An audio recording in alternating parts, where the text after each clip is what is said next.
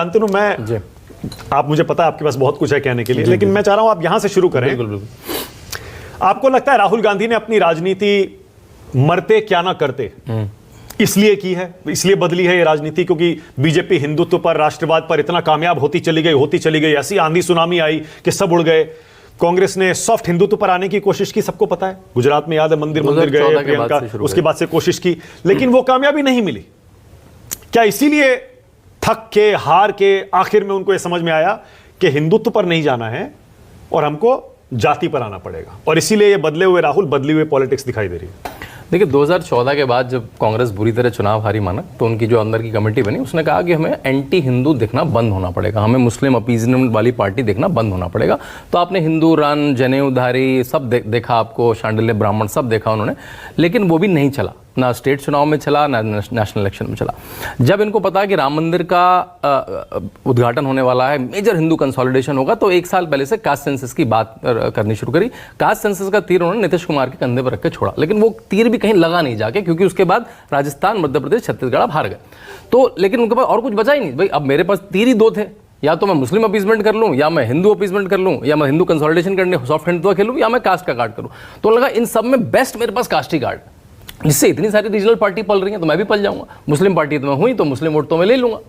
तो उन्होंने वो तार मारना शुरू करा। उनको भी, आपको पता है, हम कांग्रेस के लोगों से भी इंटरनली बात करते हुए कहते 50 आ जाएंगे, 60 आ जाएंगे, उनको लगा भाई 99 आ गई। तो अब लग रहा है कि जितना भी चला और तो मेरे पास कुछ है नहीं। लेकिन अभी हमारी बात हुई, सबने कहा कि क्या चुनाव ही बैरोमीटर है? तभी मैं लिख रहा था कि और बैरोमीटर क्या हो सकते हैं अगर मैं किसी नेता को नापूं। देखिए, मैं इंटेलेक्चुअल आदमी, किताबें लिखता हूं, मैं राहुल गांधी को सुनता हूं तो मुझे कोई इंटेलेक्चुअल स्टिमुलेशन नहीं होता कि मुझे हाई आता है, वाओ क्या सुना। मतलब शशि थरूर से मैं एग्री नहीं करता हूं, लेकिन आनंद आता है सुनने में। चाहे नरेंद्र मोदी हो, अरुण जेटली को पहले सुनते थे, पीयूष गोयल को सुनते थे, तो भाई आधी बातें तो राहुल गांधी की गिबरिश होती है। तो क्या मुझे इंटेलेक्चुअल स्टिमुलेशन आता है एक इंटेलिजेंट व्यक्ति को सुनने में? नहीं आता। चलो ठीक है, वो वैसा व्यक्ति नहीं है, मैं वो जनता के व्यक्ति हैं। अब जनता के व्यक्ति हैं, वो एसपीजी प्रोटेक्शन में पले बड़े हैं, महलों में पले बड़े हैं, उनकी कोई गलती नहीं है। अब उनके लिए जो पॉवर्टी है, जो गरीबी है, जो भारत का समाज है, वो ट्यूशन की क्लास है, वो कि भाई ट्यूशन दे देगा कोई उनको, भाई ये भारत ऐसा होता है, भारत में गरीबी ऐसी है। अब उसके ट्यूटर कौन है? जयराम रमेश। वो ट्यूटर भी उसी टाइप के हैं, विदेशी टाइप के, जयराम रमेश, सैम पिट्रोडा, मतलब। और उनके लिए हमने बाहर इतने मिनिमम कर लिए हैं कि 54 मतलब 54 साल की उम्र में वो सड़क पे निकलते हैं तो अरे सड़क पे निकल गया आदमी, सड़क पे निकल गया, भारत जोड़ो, मतलब सड़क पे आ गया आदमी, देखो कितना चल रहा है भाई। ये तो मतलब एक बेयर मिनिमम, एक नेता को सड़क पे रहना, जनता के बीच रहना, ये तो लोग कर करके छोड़ दिया उन लोगों ने।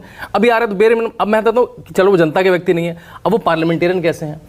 14वीं, 15वीं, 16वीं, 17वीं लोकसभा, अब 17वीं आई है तो अब वो थोड़े एक्टिव हुए। 14वीं, 15वीं लोकसभा में उनकी अटेंडेंस होती थी अलग सत्र में, देखो 20%, 30%, 40%। उनके घर से मतलब साइकिल से जाओ तो 5-8 मिनट में पहुंच जाओगे।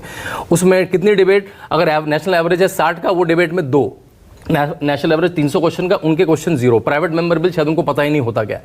तो मुझे वहां नहीं दिखा वो क्या विंग कर रहे हैं, झप्पी मार रहे हैं, वो फाड़ रहे हैं, ये देखा। अब आते हैं उन्होंने गवर्नमेंट में कुछ कराया, एजेंडा लेकर बैठ जाते हैं। उन्होंने गवर्नमेंट में कुछ कराया क्या? उन्होंने गवर्नमेंट में कुछ कराया क्या? नहीं, मैं देखिए तथ्य बता रहा हूँ, इस पे ओपिनियन बनाइए, मैं तथ्य बता रहा हूँ।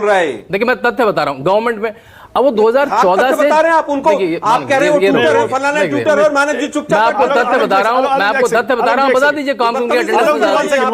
आलोक जी एक सेकंड, आलोक जी पॉइंट टेकन, एक सेकंड शांत हो। आलोक जी एक सेकंड प्लीज, एक सेकंड रुकिए। वो शायद उनको नहीं, शायद उनकी आपत्ति सही है। अरे रुकिए ना आलोक जी, प्लीज एक मिनट रुकिए। अरे रुकिए ना, अरे रुकिए तो सही, मैं आप ही की बात कह रहा हूं। पॉइंट टेकन, सही कह रहे हैं आप। थोड़ी सी भाषा पर शांतनु काबू। ए रुकिए ना आलोक जी, प्लीज रुकिए ना। देखिए मेरा तथ्य कोई गलत हो तो बता दीजिए, मैं फैक्ट चेक मान रहा हूं। रुकिए ना, रुक जाइए, आपकी आपत्ति दर्ज करवा रहा हूं मैं। शांतनु को वही बात कह रहा हूं, सारा दिन बीजेपी के नेताओं थोड़ी भाषा पर मैंने पता नहीं क्या बोला, आप मुझे शब्द बता दीजिए। मेरा अगर तथ्य वो 2-3 शब्द है वो सही है, मैं आपको रोकना भी चाह रहा था। एक आपने कहा प्राइवेट मेंबर बिल नहीं पता होगा, दूसरा आपने कहा वो पल रहे हैं, दूसरा आपने कहा पल रहे हैं। रुक जाइए, थोड़ी भाषा पे काबू रखिए। चलिए अब आते हैं सरकार पे। उन्होंने सरकार में कुछ करा क्या भाई? 2004 से 14 तक अगर उनका कोई सलाहकार होता तो भाई आप रूरल डेवलपमेंट मिनिस्टर बन जाइए, आप एग्रीकल्चर मिनिस्टर बन जाइए, पंचायती महाराज, पूरे भारत की खाक मारी। हमने देखा है अभी बहुत नेता, जब आपको पता है कि वंशवाद से चलना है तो वंशवाद को ट्रेन तो करो। केटीआर बन गए, केसीआर के लड़के, और भी सारे पुत्र बन जाते हैं कुछ ना कुछ है, तो आप कम से कम अपनी ट्रेनिंग कर लीजिए। या आपके पास जो स्टेट है, आपके पास कर्नाटका है, आपके पास तेलंगाना, आपके हिमाचल, उसमें कुछ ऐसा फिनोमिनल कर दीजिए ना। देखा है आपने कुछ कर्नाटका में वही गड्ढे हो रखे हैं, बैंगलोर की उन्होंने हालत खराब कर दी, हैदराबाद की उन्होंने हालत खराब कर दी है, तो वहां पे वैसा कुछ कर दे। अब आता है इलेक्टोरल परफॉर्मेंस।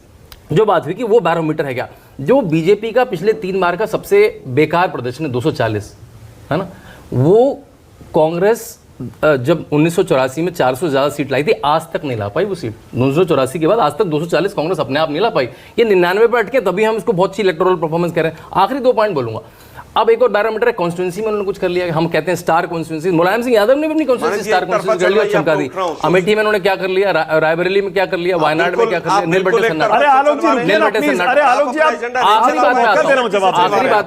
आखिरी बात पे आता हूं, आखिरी बैरोमीटर देखिए विचलित कितने हो रहे हैं, मेरा एक भी मैं बिल्कुल उठूंगा, मैं आखिरी बैरोमीटर। अब उनका विजन क्या है, उनका विजन सुनता हूं, है ना, विजन क्या है, कास्ट सेंसस। मतलब एक पढ़ा लिखा नेता जो कहा जाता है कैम्ब्रिज से पढ़ गया, उसके पास है कि कास्ट सेंसस करवा लो, मानव गुप्ता की कास्ट क्या है, मिस इंडिया की कास्ट क्या है, ये उसका बैरोमीटर है बस, इनहेरिटेंस टैक्स। मतलब मैं चंद्रबाबू नायडू को सुनता हूं, मुझे स्किल सेंसस सुनाई देता है, मैं अश्विनी वैष्णव को सुनता हूं तो मुझे सुनाई देता है सेमीकंडक्टर फैब्रिकेशन इंडिया में शुरू होगा, पीयूष गोयल को सुनता हूं तो ट्रेड एग्रीमेंट इंडिया में आएंगे, नरेंद्र मोदी को सुनता हूं तो टॉयलेट आएगी, गैस आएगी, 5 ट्रिलियन इकोनॉमी बनेगी। तो इस आदमी को किस बैरोमीटर में मुझे इंस्पायर करता, मुझे नहीं इंस्पायर करता। ठीक है, इलेक्टोरल विक्ट्री है, कांग्रेस बड़ी पार्टी है, उसको सीट 99 आ गई, ताली मारते रहेंगे। ओके, अब आलोक जी चले